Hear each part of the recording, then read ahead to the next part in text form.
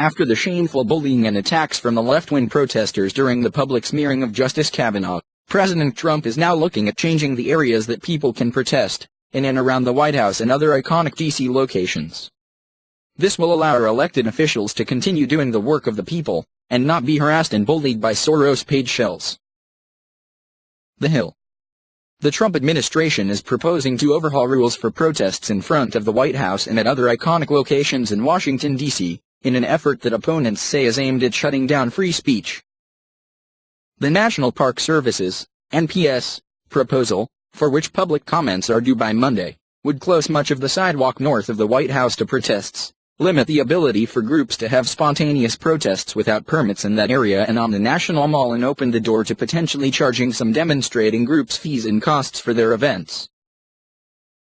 The plan was released in August with little fanfare. But civil rights groups have been sounding alarm bells in recent days as the comment period comes to a close. In making the proposal, the NPS cites its mandate to protect land, saying that it wants to provide greater clarity to the public about how and where demonstrations and special events may be conducted in a manner that protects and preserves the cultural and historic integrity of these areas. But opponents see a connection to President Trump's disdain for protesters, and congressional Republicans' denunciations of recent demonstrations against new Supreme Court Justice Brett Kavanaugh as mob rule. They argue that the iconic places in Washington, D.C., that hosted Martin Luther King Jr.'s I Have a Dream speech in 1963 and the Occupy encampments in 2012 need to remain as welcoming as possible for the First Amendment guaranteed right to protest, not just for D.C. locals, but for people from around the country who travel to the nation's capital. Mara Verheyden-Hilliard, executive director of the Partnership for Civil Justice Fund, said that while most recent administrations have tried to crack down on protests covered by the NPS unit known as the National Mall and Memorial Parks, the Trump effort is more significant. This administration's come in with the most bold and consequential overhaul.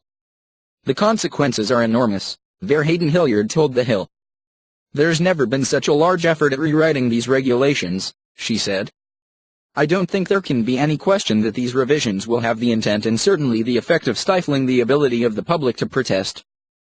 While the proposal itself wouldn't lead directly to fees being charged for protests, it asks the public to weigh in on the possibility.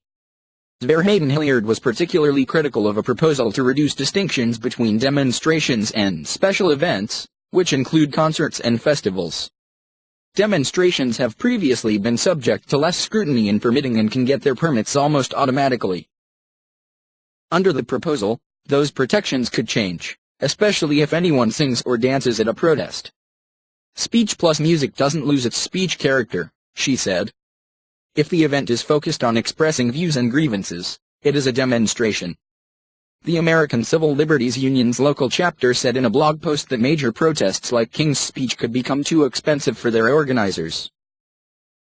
Managing public lands for the benefit of the American people is what Congress funds the National Park Service to do. That includes demonstrators just as much as tourists or hikers, wrote Arthur Spicer, co-legal director of the ACLU of D.C. Top Democratic lawmakers are also getting involved.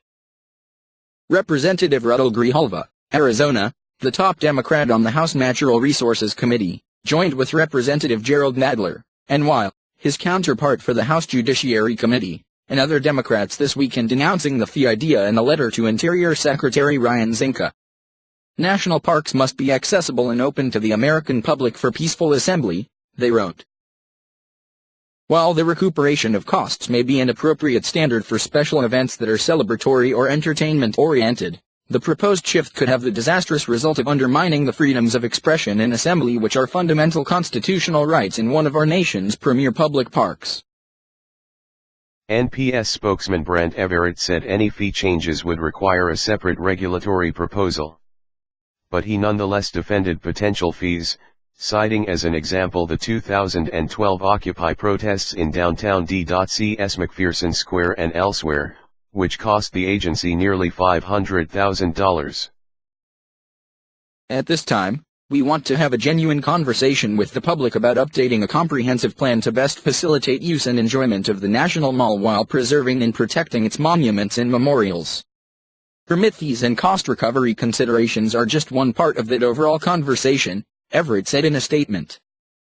He said the agency wants input on whether the costs to the agency are an appropriate expenditure of National Park Service funds, or whether we should also attempt to recover costs for supporting these kinds of events if the group seeking the permit for the event has the ability to cover those costs. The myriad rules and standards for events on NPS land in the nation's capital have been shaped largely by decades of litigation. And if the agency pursues a regulation like the one proposed, the lawsuits will only continue. If these regulations go through in current form or a substantially similar iteration, we are prepared to have them enjoined, Verheyden Hilliard said. We believe that they are unconstitutional and fundamentally unsound. And moreover, they are unjustified. The NPS is taking comments through Monday on its regulations.gov portal.